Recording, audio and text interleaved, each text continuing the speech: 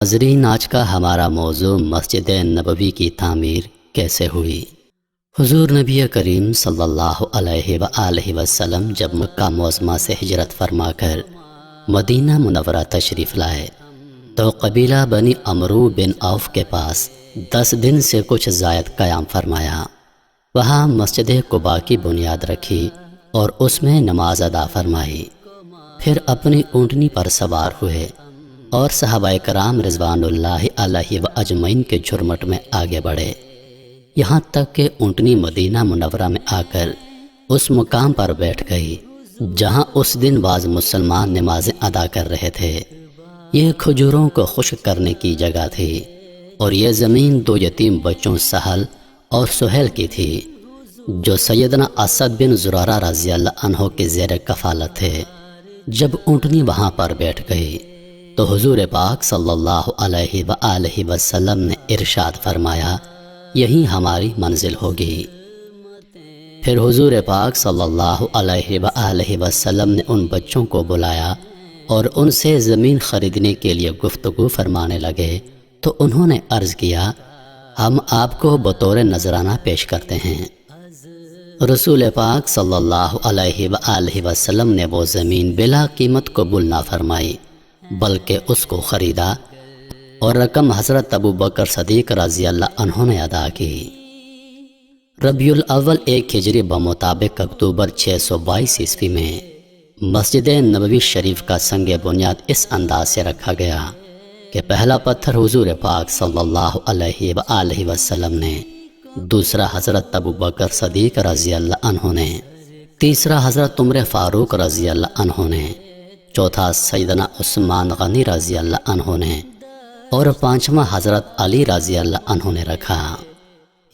صحابہ کرام رضوان اللہ علیہ و اجمعین مسجد نبوی کی تعمیر کے لیے ایک ایک اینٹ اٹھا کر لاتے اور خود حضور پاک صلی اللہ علیہ وآلہ وسلم بھی صحابہ کرام رضوان اللہ علیہ و اجمعین کے ساتھ اینٹیں اٹھا کر لاتے اور ان کے ساتھ یہ شعر بھی پڑھتے، اے اللہ بے شک آخرت کا بدلہ ہی بہتر ہے، بس تو انصار اور مہاجرین کی مغفرت فرما۔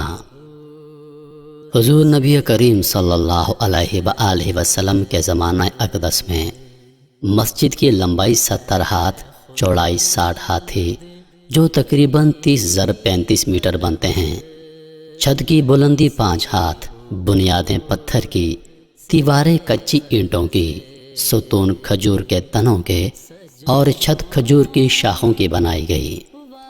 مسجد کے 3 دروازے تھے۔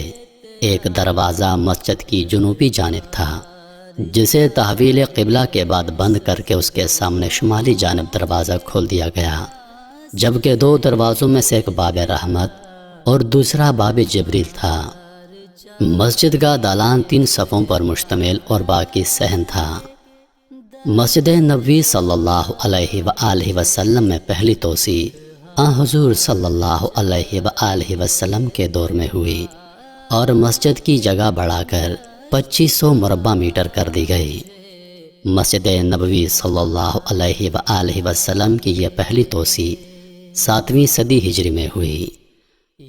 17 ہجری کو دوسرے خلیفہ راشد حضرت عمر بن خطاب رضی اللہ عنہ نے مسجد نبوی صلی اللہ علیہ وآلہ وسلم میں 1100 میٹر کی مزید توسیع کرائی، جس کے بعد مسجد کا کل رقبہ 3600 مربع میٹر تک پھیل گیا۔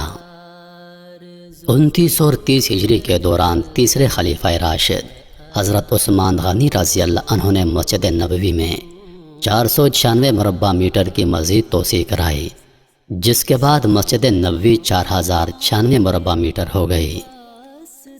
اموی دور حکومت میں خلیفہ ولید بن عبد الملک نے 88 تا 91 ہجری کے دوران مسجد نبوی میں 2369 مربع میٹر کی جگہ شامل کرائی، جس کے بعد مسجد کا احاطہ 6465 مربع میٹر ہو گیا۔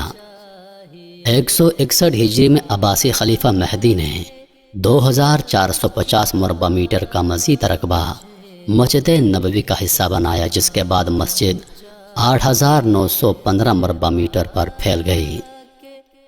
888 ہجری میں سلطان اشرف کاتبائی نے 120 مربع میٹر کی جگہ مسجد نبوی میں شامل کی اور مسجد 9053 مربع میٹر پر پھیل گئی۔ محترم عزیز دوستو، لوگ تاج محل کو محبت کی علامت قرار دیتے ہیں، مگر یقین کریں عثمانی دور میں مسجد نبوی کی تعمیرات کی دنیا میں محبت اور عقیدت کی معراج ہے۔ ترکوں نے جب مسجد نبوی کی تعمیر کا ارادہ کیا تو انہوں نے اپنی وسیع ریاست میں اعلان کیا کہ انہیں عمارت سازی سے متعلق فنون کے ماہرین درکار ہیں۔ اعلان کرنے کی دیر تھی کہ ہر علم کے مانے ہوئے لوگوں نے اپنی خدمات پیش کی۔ سلطان کے حکم سے استنبول کے باہر ایک شہر بسایا گیا، جس میں اطراف عالم سے آنے والے ان ماہرین کو الگ الگ محلوں میں بسایا گیا۔ اس کے بعد عقیدت اور حیرت کا ایسا باب شروع ہوا جس کی نظیر مشکل ہے۔ خلیفہ وقت جو دنیا کا سب سے بڑا فرمانروا تھا، شہر میں آیا اور ہر شعبے کے ماہر کو تاکید کی کہ اپنے ذہین ترین بچے کو اپنا فن اس طرح سکھائے کہ اسے یکتا اور بے مثال کر دے۔ اس اثنا میں ترک حکومت اس بچے کو حافظ قرآن اور شاہ سوار بنائے گی۔ دنیا کی تاریخ کا یہ عجیب و غریب منصوبہ کئی سال جاری رہا۔ 25 سال بعد نوجوانوں کی ایسی جماعت تیار ہوئی جو نہ صرف اپنے شعبے میں یکتا روزگار تھے، بلکہ ہر شخص حافظ قرآن بعمل مسلمان بھی تھا۔ یہ لگ بھگ 500 لوگ تھے۔ اسی دوران ترکوں نے پتھروں کی نئی کانیں دریافت کی، جنگلوں سے لکڑیاں کٹوائیں، تختے حاصل کیے گئے اور اس شیشے کا سامان باہم پہنچایا گیا۔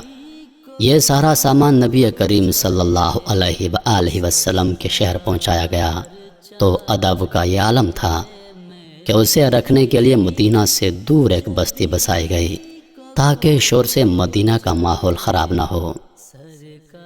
حضور نبی کریم صلی اللہ علیہ وآلہ وسلم کے ادب کی وجہ سے اگر کسی پتھر میں ترمیم کی ضرورت پڑتی تو اسے واپس اسی بستی بھیجا جاتا۔ ماہرین کو حکم تھا کہ ہر شخص کام کے دوران باوضو رہے اور درود شریف پڑھے اور تلاوت قرآن پاک میں مشغول رہے۔ حجرہ مبارک کی جالیوں کو کپڑے سے لپیٹ دیا گیا تاکہ گرد و غبار اندر روزے میں داخل نہ ہو۔ ستون لگائے گئے کہ ریاض الجنت اور روضہ پاک پر مٹی نہ گرے۔ یہ کام 15 سال تک چلتا رہا اور تاریخ عالم گواہ ہے، ایسی محبت، ایسی عقیدت سے کوئی تعمیر نہ کبھی پہلے ہوئی اور نہ کبھی بعد میں ہوگی۔ سعودی عرب کے موجودہ حکمران خاندان آل سعود کے دور میں اب تک مسجد نبوی صلی اللہ علیہ وآلہ وسلم میں 3 بار توسیع کی جا چکی ہے۔ پہلی توسیع شاہ عبدالعزیز کے حکم پر 1372 ہجری میں کروائی گئی۔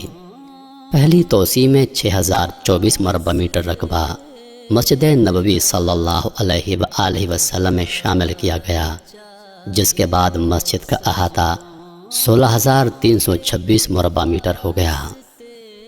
شاہ فہد بن عبدالعزیز نے مسجد میں 82000 مربع میٹر کا اضافہ کیا اور یوں مسجد کا رقبہ 98352 مربع میٹر ہو گیا۔